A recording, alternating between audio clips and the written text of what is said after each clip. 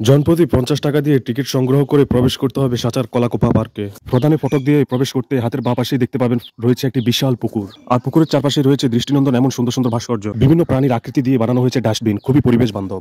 আকৃতি দেওয়া হয়েছে একটি হিন্দু দম্পতির ভাস্কর্য, রয়েছে আরেকটি মুসলিম দম্পতির ভাস্কর্য। তবে দুঃখজনক বিষয় হচ্ছে মুসলিম মহিলার কপালে পরিয়ে দেওয়া হয়েছে টিপ। এই ভিডিওর মাধ্যমে আমি পার্ক কর্তৃপক্ষকে রিকোয়েস্ট করবো টিপটা আপনারা মুছে ফেলবেন। একজন সৈনিক আপনাকে স্যালুট করে ওয়েলকাম জানাবে। ৯০-এর দশকের গ্রাম বাংলার ঐতিহ্য রয়েছে পালকির ভাস্কর্য। পালকি আর পালকি বহনকারী মানুষগুলো আর্টিফিশিয়াল হলেও দেখতে একদম বাস্তব মনে হবে। পালকির দরজা ঝুলছে একটি তালা, আর পালকির নিচে আছে একটি নালা। আর এখানকার আরেকটা সুন্দর জিনিস দেখলাম, এখানকার যে ডাস্টবিন গুলা এই যে দেখেন, এটা খুবই দেখতে কিন্তু খুবই চমৎকার লাগছে। একটা উট পাখি, তাই না?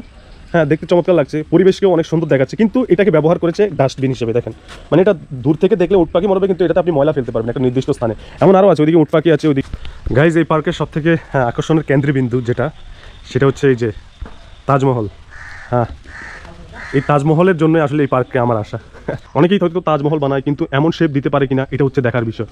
হয়তো এই শেপটার জন্য অনেক তাজমহল হয় না, এই শেপটা দিয়েছে খুবই চমৎকারভাবে। দেখেন গাইজ, খুবই চমৎকার। হ্যাঁ, এটার গম্বুজটা দেখেন, আর চারপাশে আবার ছোটো ছোটো চারটা গম্বুজ আছে, আর আবার এই চারপাশে চার কোণাতে চারটা মিনার আছে। অত্যন্ত চমৎকার। হ্যাঁ, এই তাজমহলটাকে সুন্দরভাবে ফুটিয়ে তুলেছে। দেখেন, এটা চারপাশের ভিউটা জাস্ট এমন। এই যে তারপর একটা কিছু রিভিউ দিতে গেলে যদি ভুল রিভিউ দেই, এটা কিন্তু যারা অডিয়েন্স আছে তারা খুব সহজেই সেটা বুঝতে পারে। তো ভুল রিভিউ দেওয়ার চেষ্টা করবো না। দেখতে পাচ্ছেন এখানেই আছে একটা আর্টিফিশিয়াল দাবা খেলার ঘর, আর গাছগুলো দেখুন খুবই সুন্দরভাবে ব্যালেন্স করে এগুলাকে আসলে কেটে একটা সুন্দর রূপ দেওয়া হয়। হ্যাঁ, তারপর আশেপাশে ঘরগুলা কেমন যেন একটা দৃষ্টিনন্দন, নিরিবিলি একটা সৌন্দর্যতা কাজ করে। হ্যাঁ, আমি সত্যি কথা বলতে আমাদের কচুয়াতে এমন একটা পার্ক আছে আমি জানতামই না। এটা জেনেছি শুধুমাত্র সোশ্যাল মিডিয়ার বদৌলতে। হ্যাঁ, এই যে বসার জন্য একটা স্থান, তারপর পুকুরের চারপাশেই খুবই সুন্দর সুন্দর ভাস্কর্য, দোয়েল পাখি, শাপলা, একটা স্কুলের মেয়ে একটা টিউবওয়েল টিপছে, হাঁস, বক, মাছ। এখানে দেখতে পাচ্ছেন হাঁস। এদিক দিয়ে এই স্পিড বোটে যায় একটা শামুকের ভাস্কর্য ওয়ালা স্পিড বোট বা রাইডিং। তো দুই ডলফিন আপনাকে স্বাগতম জানাবে, আর ডলফিনের মধ্য দিয়েই আপনি চলে যাবেন এই রাইডিংয়ে। আপনাকে ওয়েলকাম করার জন্য এই যে এই জলকন্যা প্রস্তুত। দেখেন তবলা আর্টিফিশিয়াল। হ্যাঁ, তারপর এখানে হাত পাখা, এখানে মিউজিকের একটা এটা একতারা। হ্যাঁ, এটা আবার ঢাক না তবলা কি বলে, এটাও আরেকটা, এটার নাম জানি না আমি। দেখতে পাচ্ছি এটাকে কী বলে, সবই বাদ্যযন্ত্র আর কি। এগুলো দিয়ে খুব চমৎকারভাবে এই জিনিসটা সাজিয়েছে। দেখেন, টয় ট্রেন যেগুলা, টয় ট্রেনের রাইডিং এটার ভেতরেই চমৎকার, খারাপ না। এখানে কেবল কার 50 জন প্রতি, নাগরদোলা 20 টাকা জন প্রতি, বোট 20 টাকা।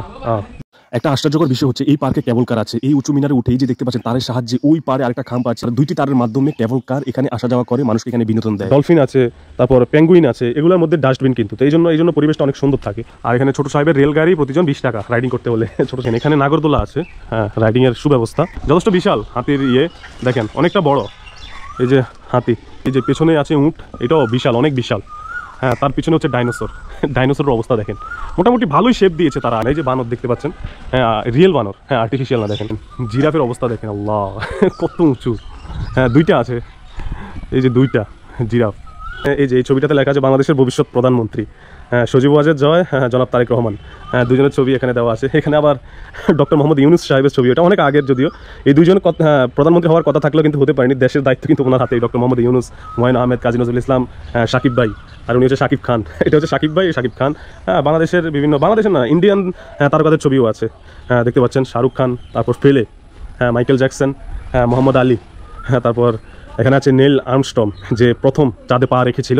এই তিনজন আসলে প্রথম চাঁদে গিয়েছিল। কিন্তু এখানে আইফেল টাওয়ারের একটি চিত্র এখানে ফুটিয়ে তুলেছে। এর ভিতরেই রয়েছে ফুচকা চটপটি হাউস। এখানে এই পার্কের পাশেই ভেতরেই রয়েছে একটি কফি হাউস দ্বিতলাতে। এই সিঁড়ি বেয়ে উঠতে হবে।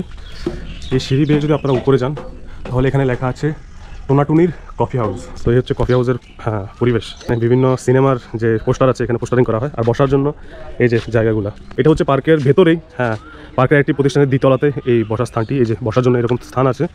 আর এটা হচ্ছে কফি হাউস, পুরো এই ছাদটাকেই ব্যবহার করেছে একটা কফি হাউস হিসেবে। সিঙ্গেল কফি 25 টাকা। দেন আসছি যখন একটা খেয়ে যায়, দেন একটা কফি দেন আমি বসছি। হ্যাঁ, তো